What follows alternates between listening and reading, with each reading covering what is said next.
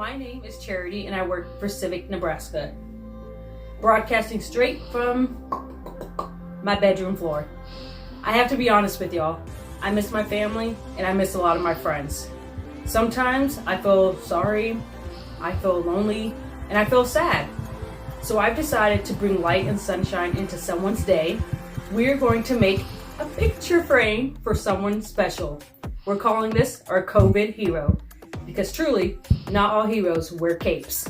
You don't need a ton of supplies to do this. I made this awesome picture frame for my sister using printer paper, balloons, markers, and just glue. Because honestly, that's all I have at home right now. I hope you enjoy and stay tuned for my video and activities that will be dropping every week.